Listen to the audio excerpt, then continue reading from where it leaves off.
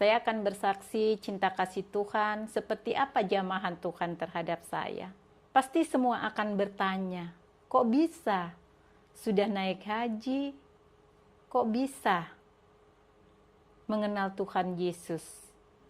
Saat 2010, saya menjalankan ibadah haji. Dan di situ saya berjalan bersama rombongan yang ada di Jabal Rohmah. Saya melihat 3 salib. Dan orang tidak melihat semua, tapi mata saya melihat. Oh, tidak mungkin. Dan saya tidak percaya. Kalau di Jabal Rohmah bukan untuk sholat. Tapi di Jabal Rohmah itu ada satu gunung yang di situ ada tugu. Yang biasa dipakai kami nulis.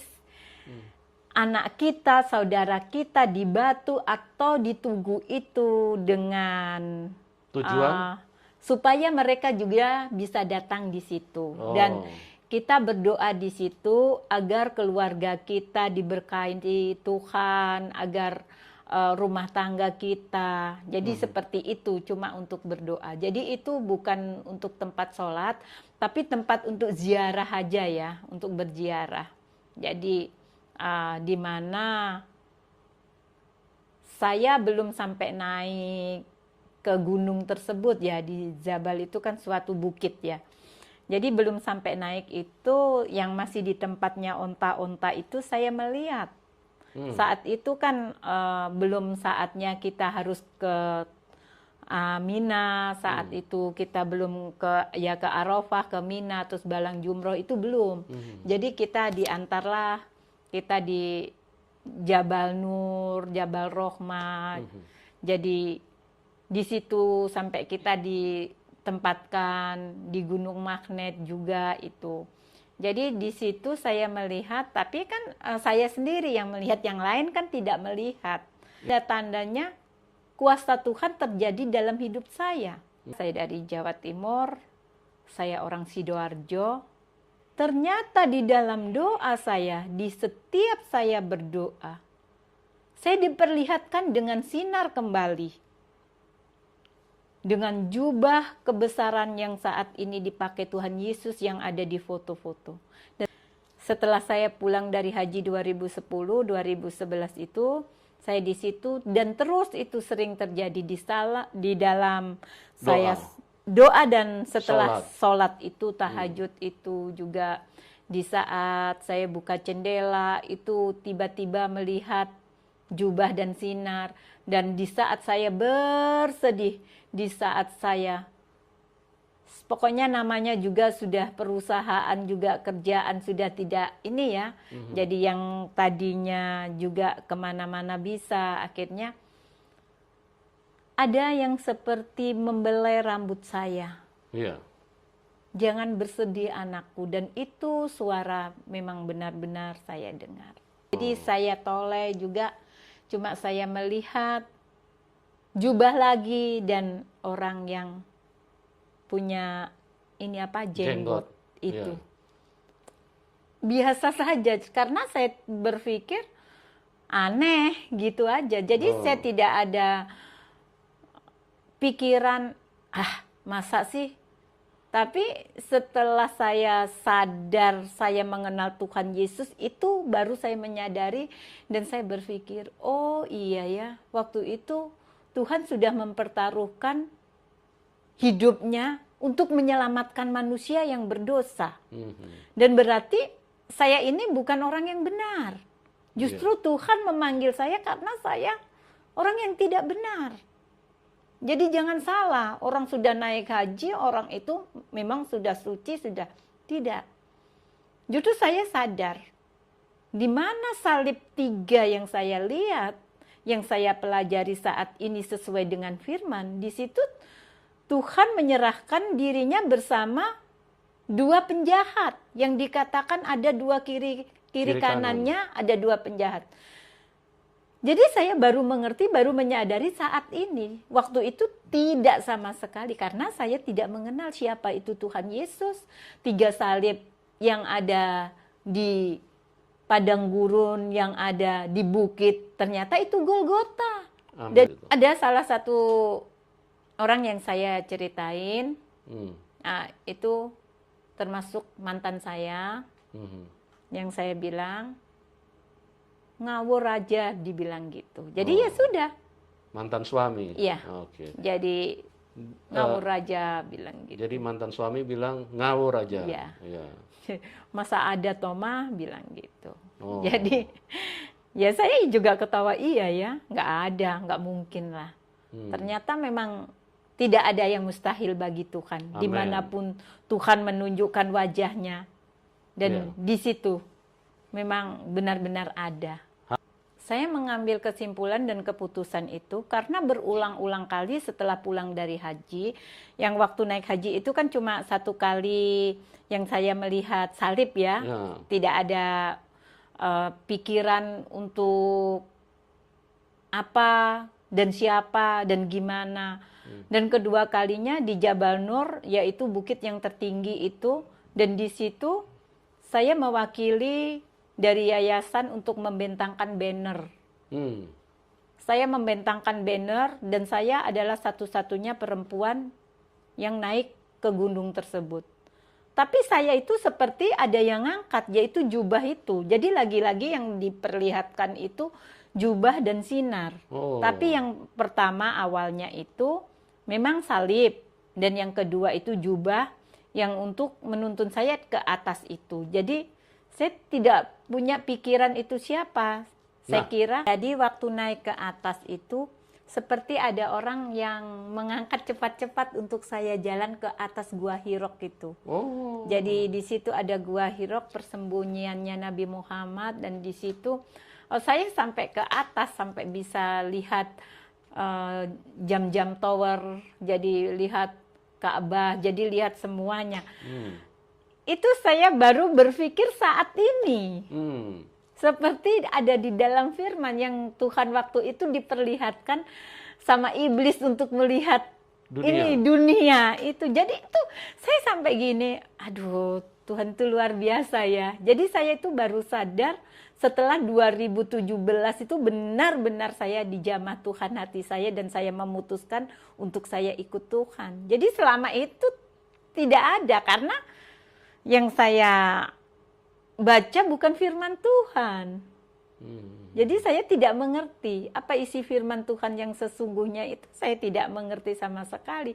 Apa yang diperlihatkan dari mulai salib, dari mulai jubah, dari mulai sinar, itu jadi saya sama sekali tidak berpikir bahwa itu adalah Tuhan yang mau selamatkan jiwa saya. Haleluya, luar Terus, biasa.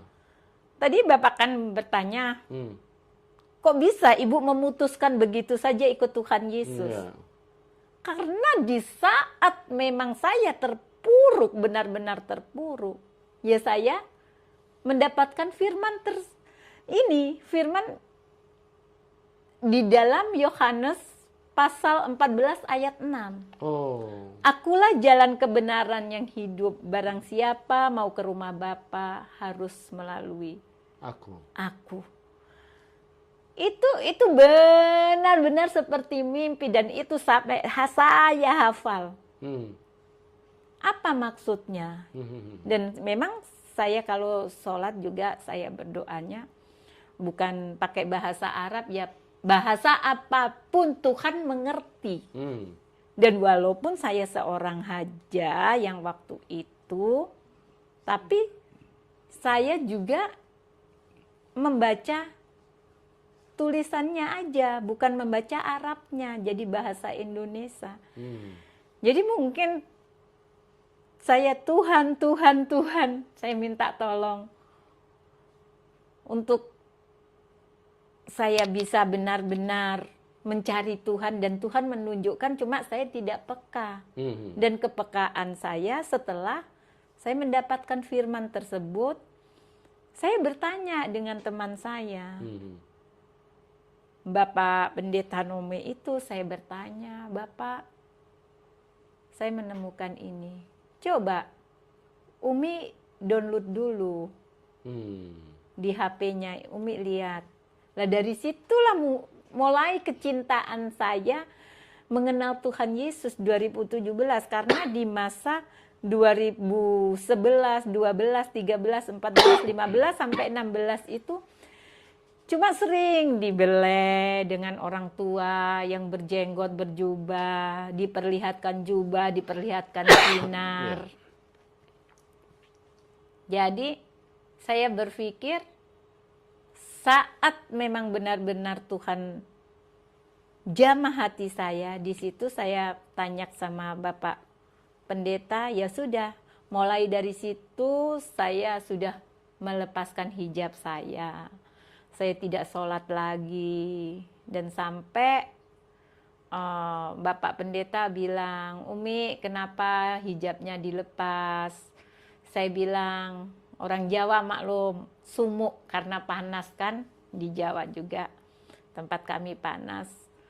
Jadi di saat kami jalan, karena kami bekerja sama dengan Bapak Pendeta itu, Bapak Pendeta tidak pernah menginjilin saya dan tidak pernah untuk membuat saya menjadi orang Kristen. Tapi memang dari dasarnya 2010 saya naik haji, itu sudah Tuhan jamah saya pelan-pelan, dan 2000, dan Bapak Pendeta itu 2013 adalah teman saya juga. Tapi 2017 ketemu lagi. Di saat itu saya sudah sendiri juga gitu. Tapi Bapak Pendeta tidak pernah, bahkan kalau saya tidak sholat, Bapak Pendeta selalu mengingatkan saya. Waktunya sholat, sudah duhur, sudah asar. Dan saya selalu bilang, oh lagi wayai. Orang Jawa bilang wayai itu adalah lagi mens. Kalau orang saya dulu lagi mens tidak boleh sholat karena najis. Bulan 6 itu 2017 itu kan saya sudah mulai lepas hijab ya. Dan mulai saya tidak sholat lagi. Saya mulai mempelajari yang ada di HP. Saya download Alkitab, terus mendengarkan musik-musik, lagu-lagu rohani Kristen. Itu ada kedamaian dan sukacita. Kok akhirnya banyak yang hafal, saya bilang gitu. Terus saat itu juga saya pernah mendengar lagu itu. Sebelum saya mendengar lagu yang ada di YouTube itu, saya sudah pernah mendengar juga di suatu rumah orang persekutuan. Di situ saya ingat sekali lagu itu, hari ini. Dan saya percaya semua ini adalah jalan Engkau. Dan itu saja, saya tidak minta apa-apa untuk saya bisa seperti ini, seperti itu. Tidak. Jadi saya minta hikmat kepada Tuhan supaya saya benar-benar kalau sudah diselamatkan, Tuhan pakai untuk menjadi berkat. Dan kedua juga saya benar-benar meminta Tuhan berikan jodoh yang benar-benar takut akan Engkau dan bisa membimbing saya. Dan ketiga, saya tidak memikirkan dunia lagi. Tuhan, saya tidak janji dan saya tidak mau usaha ini itu lagi, dan saya cukup untuk melayani Engkau. Haleluya.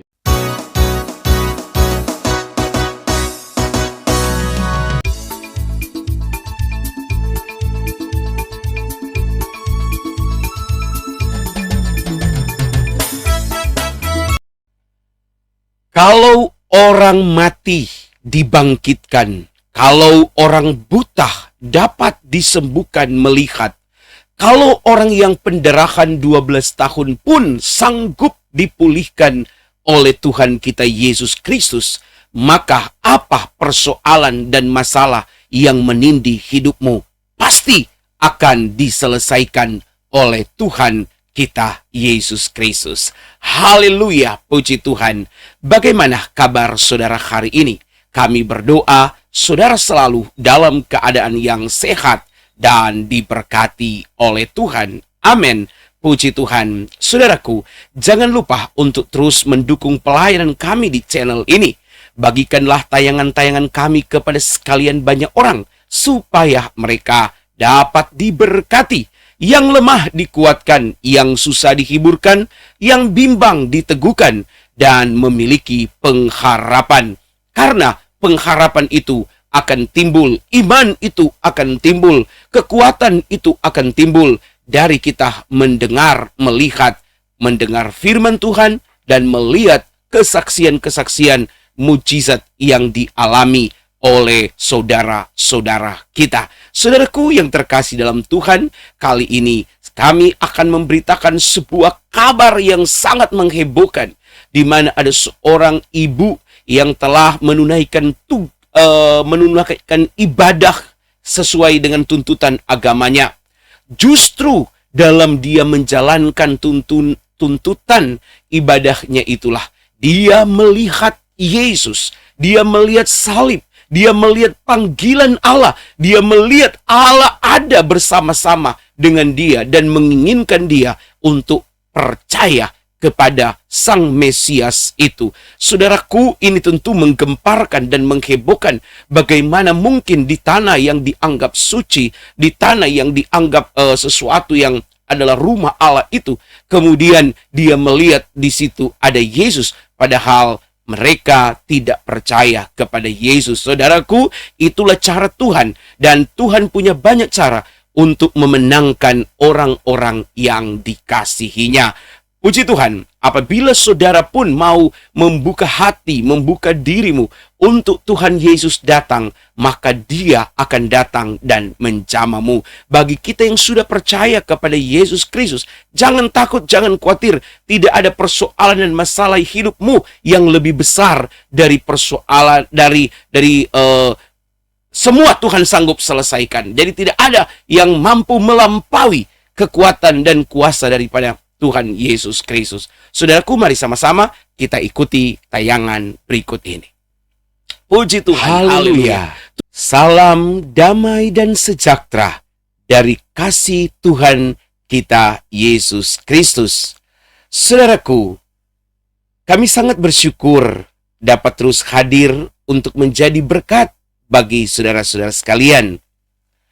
Oleh kemurahan dan kasih Tuhan, pelayanan kami telah diberkati Tuhan lewat pemerintahan setempat, telah memberikan sebidang tanah kepada kami, jemaat, untuk didirikan sebuah bangunan gereja. Kami sangat berterima kasih kepada Tuhan karena kemurahan-Nya yang telah menggerakkan hati pemerintah setempat untuk menghibahkan sebidang tanah. Saudaraku, kami akan segera membangun bangunan gereja di tanah yang telah dihibahkan pemerintah.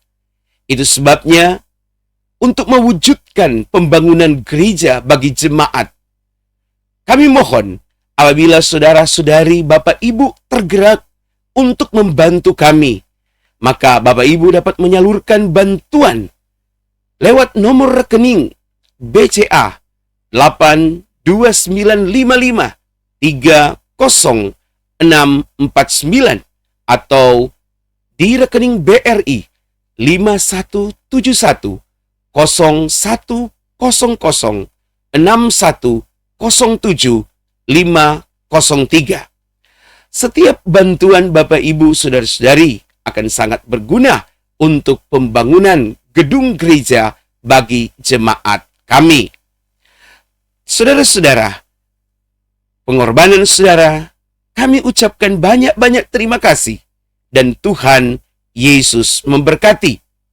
Saudara, pembangunan gedung gereja yang rencananya akan segera dibangun pada tahun 2024 ini beralamat di Kelurahan Paniki 1, Kecamatan Mapanget, Kota Manado, Provinsi Sulawesi Utara, lingkungan 5.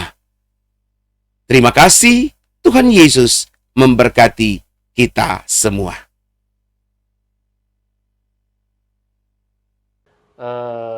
Shalom, Ibu. Shalom, Ya. Apa kabar, Ibu? Puji Tuhan, luar biasa, kabar baik sekali. Haleluya. Haleluya. Bu Haja, kalau dulu Ibu Haja Habibah ya? Habibah.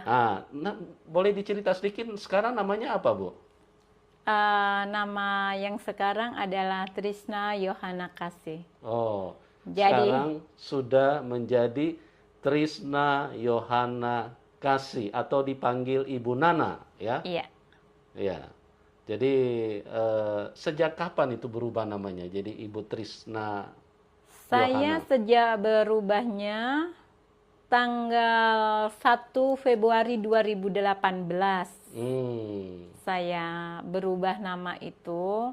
Yang dulu nama memang asli dari lahir adalah Trisnawati. Begitu 2010 nama saya dirubah waktu di Mekah itu dengan kiai saya Haja Trias Habibah. Haja Trias Habibah. Iya. Oke, oke. Jadi biasa dipanggil Habibah. Oke, luar biasa.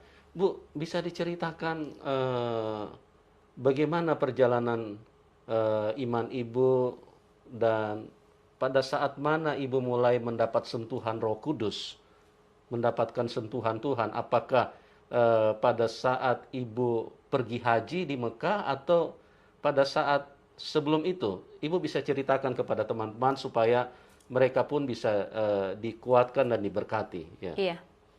Shalom semuanya, saudariku yang terkasih, saudara-saudara semuanya yang dikasihi Tuhan. Saya akan bersaksi cinta kasih Tuhan seperti apa jamahan Tuhan terhadap saya.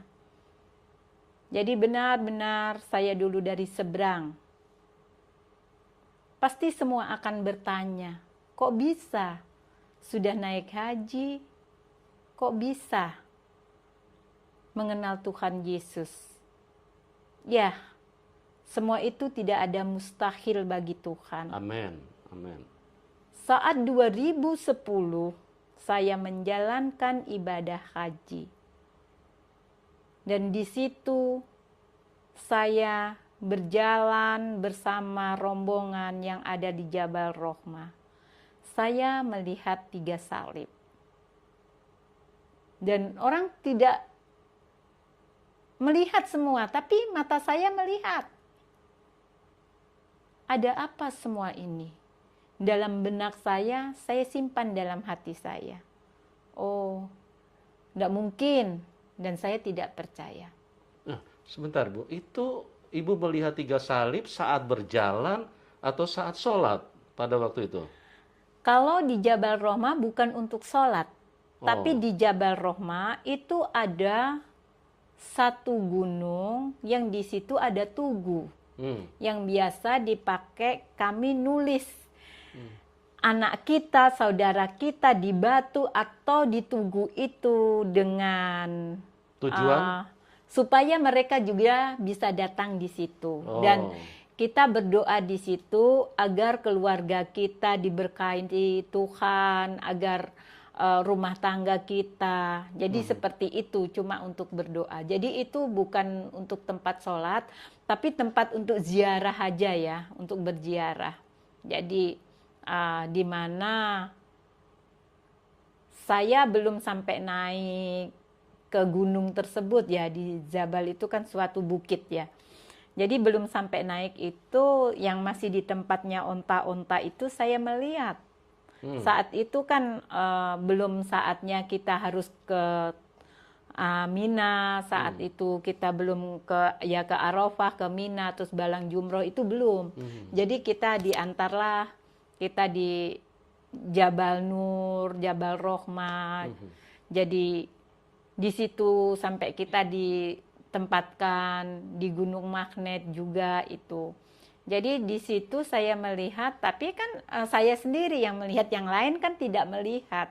Iya. Jadi saya tidak pernah berpikiran bahwa ini tanda-tandanya kuasa Tuhan terjadi dalam hidup saya. 2010. 2011 di saat saya berdoa, di saat usaha saya juga sudah kolap lah, katakan usaha saya sudah hancur. Bukan satu kebetulan juga, di situ saya selalu berdoa. Di dalam doa saya, Tuhan, usaha saya seperti ini, kerjaan saya seperti ini, kenapa semua terjadi seperti ini. Dan di saat itu juga saya masih punya usaha warkop yang ada di belakang STM. Saya belum memperkenalkan diri saya dari mana. Saya dari Jawa, asli dari Jawa saya. Jadi saya terbuka, saya dari Jawa Timur, saya orang Sidoarjo, dan di situ saya punya warkop, di belakangnya STM Antartika. Saat ini sudah saya jual rumah saya juga, karena usaha saya sudah kolab. Dan di situ juga waktu 2011, saya dititipin anak-anak TKW. Ternyata anak-anak TKW itu tidak ada surat yang resmi. Mereka akan dijual di Malaysia. Dari 32 anak mereka yang akan dijual, suatu hari masih ada beberapa hari di tempat saya, mungkin kurang lebih 1 minggu. Ada yang 10 hari karena bertahap yang datang. 12, 9, sampai 32 anak. Di situ mereka ditangkap oleh Polda Jawa Timur. Dan dikira saya adalah penadah. Tapi saya tidak tahu karena saya berkenalan dengan seseorang yang memang menitipkan di tempat saya. Karena tempat saya adalah rumah kosong yang cuma dipakai warkop. Jadi saya berpikir anak ini belum berangkat, bolehlah. Yang akhirnya saya menjadi saksi. Dan puji Tuhan dari Polda Jawa Timur, baik-baik semua, mereka dihantarkan pulang lagi ke suatu daerahnya, yaitu daerah NTT. Dan ada sebagian yang mau minta ikut saya. Di situ saya berdoa, Tuhan, ini anak semuanya masih kecil-kecil. Dia tidak bisa dengan lancar membaca, dengan bekerja yang baik. Saya hanya bisa berdoa. Dengan doa saya, Tuhan, saya kepingin jadi berkat buat mereka, gimana caranya? Ternyata di dalam doa saya, di setiap saya berdoa, saya diperlihatkan dengan sinar kembali. Dengan jubah kebesaran yang saat ini dipakai Tuhan Yesus yang ada di foto-foto. Dan saya tidak mengerti apa arti semua itu. Ibu waktu lihat sinar, ada jubah, Ibu tahu nggak itu bahwa itu adalah Tuhan Yesus? Tidak sama sekali. Karena memang Ibu dari latar belakang yang istilahnya sangat ini ya, sangat sangat bertolak belakang dengan iman Kristen ya. Iya. Jadi setelah saya pulang dari haji 2010, 2011 itu saya di situ, dan terus itu sering terjadi di dalam saya doa dan setelah sholat itu, tahajud itu juga, di saat saya buka jendela itu tiba-tiba melihat jubah dan sinar.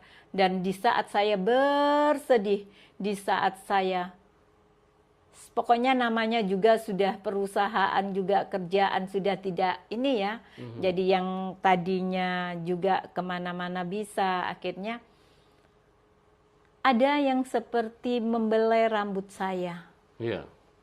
Jangan bersedih anakku, dan itu suara memang benar-benar saya dengar. Jadi suara itu dengar audible ya Bu ya? Iya, jadi saya toleh juga, cuma saya melihat jubah lagi dan orang yang punya ini apa, jenggot itu. Jadi teman-teman, Tuhan Yesus itu luar biasa.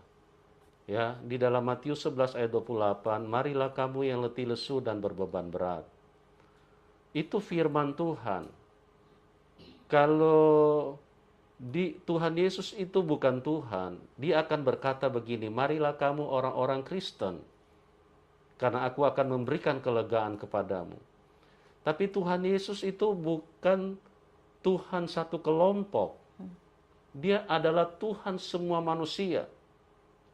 Makanya perhatikan kata-katanya, marilah kamu yang letih, lesu, dan berbeban berat. Jadi ini tidak ada pengecualian. Semua yang letih, lesu, berbeban berat, yang orang tidak mau tolong, orang tidak perhatikan, orang tidak peduli, itu Tuhan suruh datang. Kenapa? Karena Dia kasih. Amin. Bukankah dikatakan bahwa Tuhan itu adalah pengasih dan penyayang? Dan ini Dia. Marilah kamu yang letih, lesu, dan berbeban berat, karena aku akan memberikan kelegaan. Dan ini terjadi sama Ibu Hajah Habibah. Ya, di saat beliau sudah kolab, dan di saat beliau pada waktu itu Sedih. dipertemukan dengan anak-anak yang diperdagangkan untuk tujuan seks komersil, Tuhan Yesus datang dan menjumpai berulang-ulang kali. Jadi tidak bisa dibantah kalau Dia adalah Tuhan. Nah, Ibu Nana adalah saksi hidup. Ya, sebelum kita ke sana saya akan gali dulu supaya kita bisa benar-benar merasakan betapa besarnya cinta Tuhan kepada manusia. Ya, Bu, waktu Ibu melihat salib, ya, itu perasaan Ibu seperti apa waktu itu? Waktu di Jabal Roma di Mekah itu? Biasa saja, karena saya berpikir aneh gitu aja. Jadi saya tidak ada pikiran, masa sih? Tapi setelah saya sadar, saya mengenal Tuhan Yesus, itu baru saya menyadari dan saya berpikir, oh iya ya, waktu itu Tuhan sudah mempertaruhkan hidupnya untuk menyelamatkan manusia yang berdosa. Dan berarti saya ini bukan orang yang benar. Justru Tuhan memanggil saya karena saya orang yang tidak benar. Jadi jangan salah, orang sudah naik haji, orang itu memang sudah suci, sudah tidak. Justru saya sadar, di mana salib 3 yang saya lihat, yang saya pelajari saat ini sesuai dengan firman, di situ Tuhan menyerahkan dirinya bersama 2 penjahat, yang dikatakan ada 2 kiri kanannya, ada 2 penjahat. Jadi saya baru mengerti, baru menyadari saat ini. Waktu itu tidak sama sekali, karena saya tidak mengenal siapa itu Tuhan Yesus. 3 salib yang ada di padang gurun, yang ada di bukit, ternyata itu Golgota. Amen. Jadi saya tidak tahu. Ya. Jadi dari situ saya tidak berpikir sama sekali dan tidak membuat saya bingung atau saya ingin tahu dan tidak. Iya. Nah, Ibu ceritakan nggak sama teman-teman, aku lihat salib loh. Ceritakan nggak pada waktu itu? Ada salah satu orang yang saya ceritain, itu termasuk mantan saya, yang saya bilang, ngawur aja, dibilang gitu. Jadi ya sudah.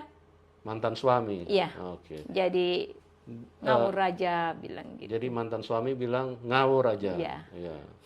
Masa ada Toma, bilang gitu. Jadi ya saya juga ketawa, iya ya, nggak ada, nggak mungkin lah.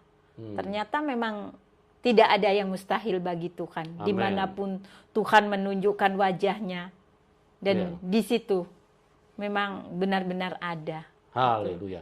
Jadi teman-teman, yang pertama, Tuhan Yesus itu sangat baik. Marilah kamu yang letih lesu dan berbeban berat. Tidak ada yang bisa membantah kalau ini adalah Tuhan. Hanya orang yang dikuasai kegelapan, yang menyangkal bahwa Tuhan Yesus itu adalah Tuhan. Dan Tuhan Yesus itu adalah Dia pribadi yang sangat baik. Ya. Kalau kita manusia, kalau lihat orang yang lagi letih, lesu, berbeban berat, kita juga menghindar. Coba, kalau Anda nggak percaya, coba perhatikan pada saat Anda ditelepon orang yang lagi dalam kesusahan, Anda tidak mungkin mau angkat telepon. Kalau hatimu tidak dijamah Tuhan, Anda tidak mau angkat telepon. Ini cuma beban ini, cuma bikin susah orang ini. Kecuali Anda dijamah Tuhan, baru Anda punya kasihan orang ini. Itu. Jadi tidak bisa dibantah kalau Tuhan Yesus itu adalah Tuhan. Luar biasa kan? Yang kedua, ya, Tuhan Yesus punya firman itu terbukti teman-teman. Bukan hanya ditulis di dalam Alkitab. Dikatakan dia maha kuasa. Ya. Jadi kalau kita bilang Tuhan maha kuasa, kita tidak mengalami, itu sesuatu yang sia-sia, sesuatu yang merugikan diri Anda sendiri. Ya. Kalau Anda bilang Tuhan maha kuasa, berdasarkan apa kita katakan Tuhan maha kuasa? Makanya Tuhan Yesus membuktikan kuasanya. Yang ketiga, Tuhan Yesus itu maha hadir. Saat lagi di Jabal Roma, ya, saat lagi menunaikan ibadah haji, Tuhan Yesus datang karena dia maha hadir. Dia bisa hadir di mana saja. Jadi luar biasa, ya.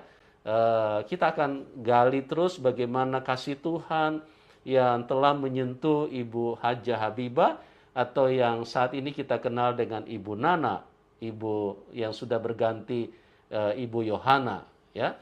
Oke. Bu, setelah itu beberapa kali Tuhan memperlihatkan sinarnya dan membuat Ibu mulai percaya. Itu pada titik mana Ibu mulai, loh ini kok ada sesuatu pergerakan Roh Kudus di dalam hidup Ibu. Itu pada titik mana terus Ibu mengambil kesimpulan? Saya mengambil kesimpulan dan keputusan itu karena berulang-ulang kali setelah pulang dari haji. Yang waktu naik haji itu kan cuma satu kali yang saya melihat salib, ya. Tidak ada pikiran untuk apa dan siapa dan gimana. Dan kedua kalinya di Jabal Nur, yaitu bukit yang tertinggi itu, dan di situ saya mewakili dari yayasan untuk membentangkan banner. Saya membentangkan banner dan saya adalah satu-satunya perempuan yang naik ke gunung tersebut.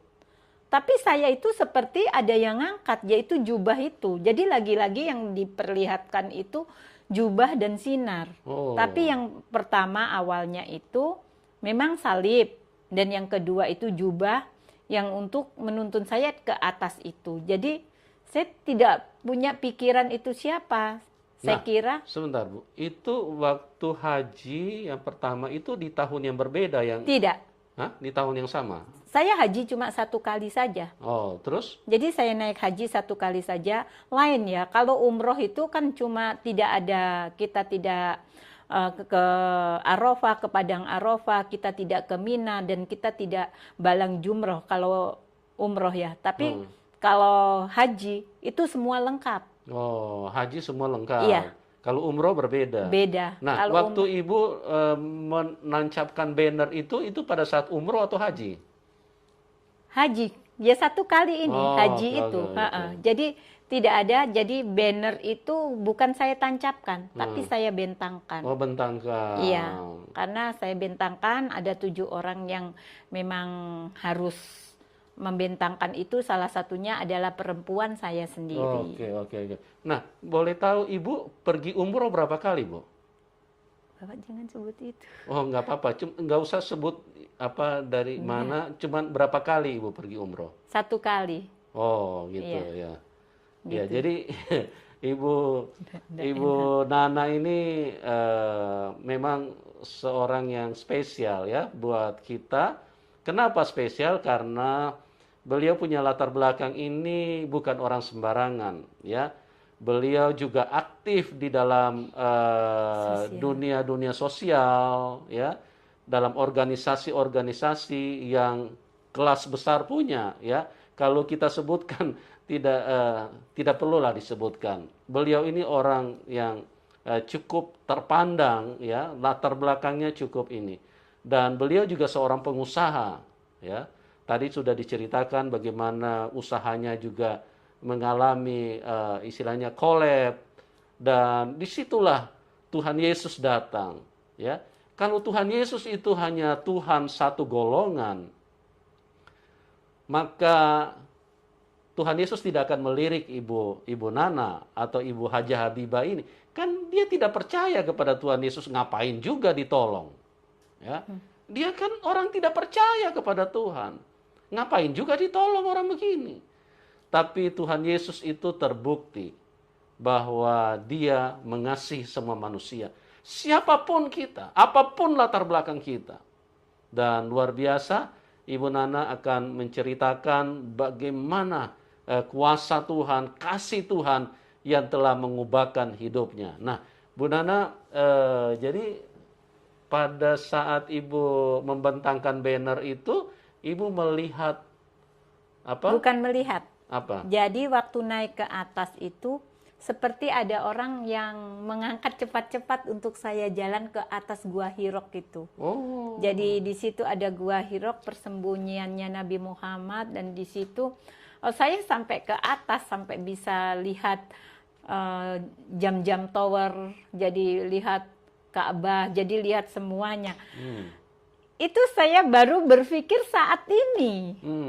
Seperti ada di dalam firman yang Tuhan waktu itu diperlihatkan sama iblis untuk melihat dunia itu. Jadi itu saya sampai gini, aduh Tuhan itu luar biasa ya. Jadi saya itu baru sadar setelah 2017 itu benar-benar saya dijamah Tuhan hati saya, dan saya memutuskan untuk saya ikut Tuhan. Jadi selama itu tidak ada, karena yang saya baca bukan firman Tuhan.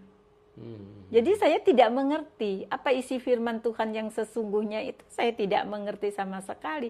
Apa yang diperlihatkan dari mulai salib, dari mulai jubah, dari mulai sinar, itu jadi saya sama sekali tidak berpikir bahwa itu adalah Tuhan yang mau selamatkan jiwa saya. Haleluya, luar Terus, biasa. Tadi Bapak kan bertanya, kok bisa Ibu memutuskan begitu saja ikut Tuhan Yesus? Iya. Karena di saat memang saya terpuruk, benar-benar terpuruk, ya saya mendapatkan firman firman di dalam Yohanes pasal 14 ayat 6. Oh. Akulah jalan kebenaran yang hidup, barang siapa mau ke rumah Bapa harus melalui aku. Itu benar-benar seperti mimpi, dan itu sampai saya hafal. Apa maksudnya? Dan memang saya kalau sholat juga saya berdoanya bukan pakai bahasa Arab, ya bahasa apapun Tuhan mengerti. Dan walaupun saya seorang haja yang waktu itu, tapi saya juga membaca tulisannya aja, bukan membaca Arabnya, jadi bahasa Indonesia. Jadi mungkin saya Tuhan, saya minta tolong untuk saya bisa benar-benar mencari Tuhan, dan Tuhan menunjukkan, cuma saya tidak peka. Dan kepekaan saya setelah saya mendapatkan firman tersebut, saya bertanya dengan teman saya. Bapak Pendeta Nome itu, saya bertanya, Bapak, saya menemukan ini. Coba Umi download dulu di HP-nya, Umi lihat. Lah dari situlah mulai kecintaan saya mengenal Tuhan Yesus 2017, karena di masa 2011, 12, 13, 14, 15 sampai 16 itu cuma sering dibelai dengan orang tua yang berjenggot, berjubah, diperlihatkan jubah, diperlihatkan sinar. Jadi saya berpikir saat memang benar-benar Tuhan jamah hati saya, di situ saya tanya sama Bapak Pendeta, ya sudah, mulai dari situ saya sudah melepaskan hijab saya. Saya tidak sholat lagi, dan sampai Bapak Pendeta bilang, Umi kenapa hijabnya dilepas? Saya bilang, orang Jawa maklum, sumuk karena panas kan, di Jawa juga tempat kami panas. Jadi di saat kami jalan, karena kami bekerja sama dengan Bapak Pendeta itu, Bapak Pendeta tidak pernah menginjilin saya, dan tidak pernah untuk membuat saya menjadi orang Kristen. Tapi memang dari dasarnya 2010 saya naik haji, itu sudah Tuhan Jamaah pelan-pelan. Jamaah saya pelan-pelan, dan 2000, dan Bapak Pendeta itu 2013 adalah teman saya juga. Tapi 2017 ketemu lagi. Di saat itu saya sudah sendiri juga gitu. Tapi Bapak Pendeta tidak pernah, bahkan kalau saya tidak sholat, Bapak Pendeta selalu mengingatkan saya. Waktunya sholat, sudah duhur, sudah asar. Dan saya selalu bilang, oh lagi wayai. Orang Jawa bilang wayai itu adalah lagi mens. Kalau orang saya dulu lagi mens tidak boleh sholat karena najis. Ternyata dalam ajaran yang sekarang itu lebih sempurna buat saya ya. Karena kenajisan bukanlah di dalam badan tubuh kita, tapi dari hati kita, mulut kita yang keluar. Jadi di mana kami berdoa walaupun lagi datang bulan kita bersimpuh memuji Tuhan, memuliakan Tuhan, itu tidak ada najis. Jadi ini yang membuat saya benar-benar jatuh cinta sama Tuhan Yesus. Sama Tuhan Yesus. Ya, jadi luar biasa ya karya Tuhan di dalam kehidupan Ibu Hajah Habibah. Bagaimana Tuhan menyatakan diri, Tuhan menuntun tahap demi tahap sampai benar-benar ibu ini yakin bahwa Tuhan Yesus itu adalah Tuhan yang mengasihi hidupnya, Tuhan yang telah menyerahkan hidupnya buat Ibu Nana ya, yang sekarang sudah berganti nama Yohana. Jadi di dalam Tuhan memang seperti itulah karya Tuhan, kasih-Nya yang ditunjukkan, kuasanya. Jadi bagaimana Ibu Nana mengalami Tuhan secara luar biasa. Nah, terus Ibu Nana setelah itu berarti Ibu mengambil keputusan itu? Belum. Nah, kapan itu Ibu mengambil keputusan? Jadi setelah itu saya belum ambil keputusan, meskipun sudah mendapatkan firman akulah jalan kebenaran yang hidup, barang siapa ke rumah Bapa harus melalui aku. Jadi saya masih berpikir, dan setelah saya mendengarkan lagu-lagu, saya jatuh cinta dengan lagu rohani dan itu. Dan mulailah di situ saya tidak sholat lagi, saya sudah melepas hijab saya. Tapi terkadang saya masih berkumpul dengan teman-teman saya ustadz. Tapi beliau mungkin agak ini ya, tanda tanya ya. Kenapa kok sudah melepas hijabnya? Terus akhirnya saya bilang, ya saya percaya dengan Tuhan Yesus. Mereka kecewa dan banyak. Saya mohon maaf ya dengan teman-teman saya, khususnya yang dulu satu ini berteman sama saya bukan menyakitin hati saudara-saudara saya yang dikasihi. Saya tetap menjadi sahabat. Tetap mengasihi mereka. Iya, dan walaupun kalian pun sudah tidak mau dengan saya, dan ada satu yai yang masih sampai sekarang baik sama saya. Iya. Ada yang punya pondok di Wonoayu itu beliau. Itu yang masih sampai sekarang masih mau bersahabat dengan saya. Karena kehidupan masing-masing seorang mau masuk neraka, mau masuk surga, beliau juga bilang itu urusan pribadi, bukan urusan kami, bilang gitu. Amin. Jadi teman-teman, urusan dengan Tuhan itu urusan pribadi. Ya. Kalau kita ketemu Tuhan, kita tidak berjemaah, tapi kita pribadi. Ya, jadi orang mau percaya apa saja itu urusan pribadi. Jadi keliru sekali kalau kita karena sekarang orang ini sudah berbeda keyakinan, kemudian kita menjadi marah atau menjadi membenci atau menjadi berpisah bermusuh. Itu sesuatu yang yang merugikan diri Anda sendiri. Ya, artinya Ibu Habibah mau percaya Tuhan Yesus itu keyakinan pribadi. Ya, silakan saja, masing-masing punya keyakinan. Nah, yang luar biasa Bapak Ibu, yang saya mau jelaskan, kalau memang Tuhan Yesus itu memang Tuhan untuk semua manusia, ya. Jadi kita melihat ada begitu banyak orang yang diubahkan Tuhan, dijamah Tuhan, bukan dari yang berlatar belakang baik. Ada beberapa dari penjahat, ada beberapa yang kehidupannya begitu rusak, ya. Tuhan tidak melihat, oh kamu kan tidak percaya sama aku, tidak perlu ditolong. Bahkan orang-orang yang begitu membenci Tuhan Yesus, Tuhan Yesus menyatakan kasih-Nya, mengulurkan tangannya, menyatakan kuasa-Nya, supaya mereka bisa diselamatkan. Tuhan Yesus datang bukan membawa agama, Tuhan Yesus datang membawa kasih-Nya, supaya manusia bisa ditolong, manusia bisa mengalami kebaikan di dalam hidup ini.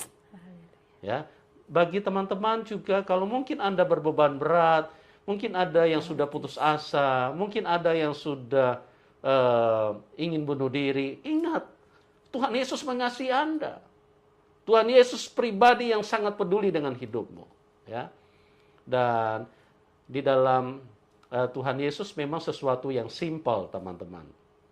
Jadi Tuhan Yesus itu datang membawa firman itu, memberikan firman-Nya, tidak sesuatu yang rumit, sesuatu yang membuat manusia juga kebingungan, tapi Tuhan Yesus memberikan firman-Nya yang simpel. Kalau di dalam Tuhan Yesus itu bisa jelas dipisahkan antara kenajisan dengan kekotoran, ya. Sesuatu yang kotor itu beda dengan sesuatu yang najis. Kalau sesuatu yang najis itu mengandung unsur dosa. Tapi kalau sesuatu yang kotor itu sesuatu yang bersifat itu sesuatu yang istilahnya tidak baik kalau dekat dengan kesehatan manusia, ya. Jadi seperti tadi Bu Nana sudah sampaikan, kalau sekarang maaf kalau lagi datang bulan, tetap Tuhan Yesus mengasihi, menyambut, karena datang bulan itu cuma proses tubuh mengeluarkan kotoran supaya apa? Supaya manusia bisa sehat. Ya. Jadi itu bukan suatu kenajisan. Justru kenajisan itu kalau dari dalam hati kita keluar maki-makian, keluar kebencian, keluar hinaan, ya, sakit hati, bahkan ingin membunuh orang lain. Nah, itu yang najis, itu yang berdosa. Apalagi ingin membunuh orang lain, menghalalkan darah orang. Tapi kalau misalnya misalnya cuma buang air kecil, itu cuma kotoran. Itu yang dikeluarkan karena apa? Untuk kesehatan manusia, supaya manusia sehat, dikeluarkan itu. Dan itu bukan kenajisan, itu bukan sesuatu yang mengandung dosa, itu saja pembersihan supaya manusia tetap sehat. Jadi begitu, simpel kan di dalam Tuhan Yesus. Nah, kalau yang membuat rumit-rumit kita, itu sesuatu yang justru merugikan diri kita sendiri. Nah, Bu Nana, terus tahun berapa Ibu ambil kesimpulan mau ikut Tuhan Yesus? Tahun 2017, bulan 11, tanggal 11. Oh, 2017 ya? Ya, tanggal 11, bulan 11, 2017. Itu ada peristiwa apa kok sampai begitu yakin saya mau ikut Tuhan Yesus? Iya, jadi bulan 6 itu, 2017 itu kan saya sudah mulai lepas hijab ya. Yeah. Dan mulai saya tidak sholat lagi, saya mulai mempelajari yang ada di HP, saya download Alkitab, terus mendengarkan musik-musik, lagu-lagu rohani, Kristen. Itu ada kedamaian dan sukacita. Kok akhirnya banyak yang hafal, saya bilang gitu. Terus saat itu juga saya pernah mendengar lagu itu sebelum saya mendengar lagu yang ada di YouTube itu, saya sudah pernah mendengar juga di suatu rumah orang persekutuan. Di situ saya ingat sekali lagu itu. Hari ini ku rasa bahagia. Dan itu saya dengar lagi di saat saya memutuskan untuk ke gereja. Oh. Saya awal-awalnya ada ke gereja di Trosobo. Saya mengikut tempatnya Bapak Pendeta. Jadi di situ Bapak Pendeta Samuel, kalau lihat, hai shalom Bapak Pendeta, makasih atas pertumbuhan keimanan saya. Dan saya datang awalnya ke beliau, saya mendengarkan lagu itu. Haleluya, luar Di biasa. situ benar-benar walaupun gerejanya kecil, tapi auranya itu benar-benar roh itu hadir. Dan saya ikut Bapak Pendeta Nome waktu itu ke sana karena beliau juga ada di gereja sana. Dan saya merasakan ada sukacita. 1 kali, 2 kali saya ikut lagi. Ternyata Bapak John mempunyai mama rohani juga yang ada di Surabaya juga. Beliau juga ibu rohani itu, beliau orang yang sangat luar biasa dipakai Tuhan untuk penyembuhan ya. Sudah ke NTT, sudah ke Papua. Mungkin Ibu Gembala, Ibu Pendeta Mama Siti ya, yang dari asal Madura, beliau benar-benar dipakai Tuhan. Beliau yang menguatkan saya juga. Haleluya. Dari situ saya di gereja sana dan di situ juga saya diberkatin. Saya didoain. Saya belum sampai bulan 7, 8. Saya belum ambil keputusan untuk saya benar-benar menjadi orang Kristen dan percaya Tuhan. Cuma saya bisa merasakan jamahan Tuhan. Dan saat itu bulan 11 mulailah Bapak Pendeta itu bilang sama saya, kalau memang benar-benar suka sama saya bilang, mari kita berdoa dulu. Kalau kita berdoa memang Tuhan izinkan segala sesuatu harus terjadi, kita bersatu, biarlah Tuhan. Dan di situ kami doa, saya menyerahkan diri saya kepada Tuhan. Tuhan, kalau memang saya benar-benar sudah Engkau selamatkan, pakai hidup saya. Itu yang doa pertama saya panjatkan kepada Tuhan. Untuk saya bisa menjadi berkat di setiap orang yang saya temui, terutama anak yang pernah saya tolong, anak NTT tadi. Jadi taruh saya di sana Tuhan. Dan yang kedua, saya berdoa, Tuhan, kalau Engkau pun menjodohkan saya dengan seorang pendeta, biarlah kami melayani bersama-sama. Amin, puji Tuhan. Itu yang kedua. Ya. Dan ketiga, saya juga berdoa, Tuhan, biarlah di mana apa yang saya punya, di mana yang ada, saya meninggalkan, saya tidak terbebani, saya tidak memikirkan.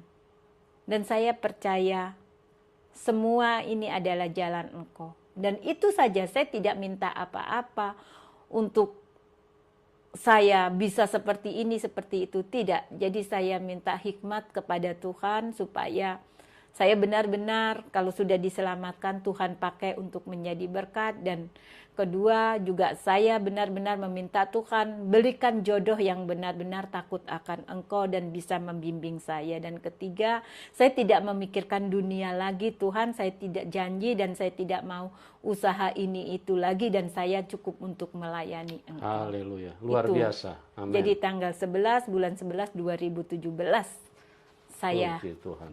ikut Tuhan. Ya. Persis. Haleluya, ya. Teman-teman, luar biasa karya Tuhan di dalam kehidupan Ibu Nana, dan beliau sekarang diubahkan Tuhan secara luar biasa, menjadi orang yang rendah hati, karena tadi saya sudah katakan beliau ini dari latar belakang bukan orang di bawah, ya. Beliau orang berasal dari latar belakang yang high class punya, ya. Saya tidak usah sebutkan, beliau banyak kenal orang-orang penting. Beliau aktif di dalam organisasi besar. Tapi Tuhan mengubahkan beliau, dan saat ini beliau melayani di tempat yang sangat minus. Artinya tempat ini jarang orang mau pergi. Tapi Ibu Nana ini mau masuk ke daerah tersebut dan melayani dengan luar biasa. Ya, itulah karya Tuhan yang begitu ajaib. Tempat yang tidak dilirik oleh orang-orang yang mengedepankan kesenangan daging, kesenangan jasmani. Tapi beliau masuk, beliau pergi melayani ke tempat-tempat yang terpencil karena kasih Tuhan, kuasa Tuhan, ya sinar yang telah menyentuh hidupnya, jubah kebenaran yang telah beberapa kali Tuhan tampakkan kepada beliau. Ya, beliau melayani di tempat yang ya secara manusia sangat memprihatinkan. Bahkan ada 1-2 teman yang pernah berjumpa dengan beliau sampai terheran-heran, kok mau ya ke tempat seperti ini? Tapi itulah orang yang sudah berjumpa dengan Tuhan Yesus, hatinya diubahkan Tuhan, kuasa Tuhan turun di dalam hidupnya, dan beliau dengan sukacita, dengan sungguh-sungguh melayani Tuhan. Ya, dan Bapak Ibu yang diberkati, kalau mau dukung silakan. Ya, karena pelayanan tempat di mana Ibu Nana melayani itu membutuhkan dukungan, bukan hanya dukungan doa, tapi dukungan materi yang cukup besar, karena tempat di mana Ibu Nana melayani itu sesuatu yang butuh untuk mendukung hal-hal seperti itu. Ya, terima kasih buat semuanya yang telah menyaksikan acara ini. Terima kasih juga buat Bu Nana atas kesaksian yang luar biasa. Terima kasih juga buat semuanya ya. Apa tadi yang dibilang sama pastor, memang saya benar-benar melayani, bukan saya membutuhkan materi utama, tidak Bapak. Jadi yang utama adalah saya sudah diselamatkan, dan saya memohon untuk mendukung saya dalam saya bisa menyelamatkan jiwa-jiwa yang ada di daerah yang memang saya layani. Memang materi perlu ya. Kalau untuk zona amannya ngapain saya harus ke hutan? Mungkin saya melayani di daerah sini aja mungkin saya bisa. Tapi kenapa? Dan inilah yang perlu diperhatikan. Di suatu daerah di Timur Tengah Selatan, di Soe, yang ada daerah Hoi, desa Hoi, dusun Hoi, dan di situ bahkan ada tempat yang belum ada penerangan, belum ada air. Di situ tergeraklah hati saya. Jadi kenapa saya benar-benar untuk melayani? Karena saya juga harus bisa merasakan apa yang dirasakan mereka, dan mereka perlu bimbingan. Kalau untuk materi secara tidak langsung, saya bisa mencari di daerah yang memang sudah zona aman. Tapi karena saya percaya penyertaan Tuhan selalu ada bersama saya, dan disitulah kebutuhan-kebutuhan Tuhan akan kirimkan, dan saya percaya entah itu melalui siapa, entah itu dari Tuhan sendiri seperti apa, saya tidak tahu. Tapi yang pasti saya tetap, jiwa raga saya, hidup mati saya adalah untuk Tuhan dan untuk melayani Tuhan. Dan saya serahkan bukan untuk melayani yang seperti dulu saya layani. Jadi saya serahkan hidup saya buat Tuhan, itu saja. Tuhan memberkati kita semua. Puji Tuhan, haleluya. Tuhan memberkati saudara. Kami berdoa kiranya tayangan tadi yang kita sama-sama saksikan tadi menjadi berkat tersendiri bagi saudara. Tetaplah di dalam Tuhan, kuatlah di dalam Tuhan, karena jalan menuju kepada sorga hanya melewati Yesus Kristus. Saudaraku, kita berjumpa lagi dalam program acara kami selanjutnya. Tuhan Yesus memberkati. Terhubung terus dengan kami dalam doa-doa kepada Tuhan. Haleluya, haleluya. Shalom.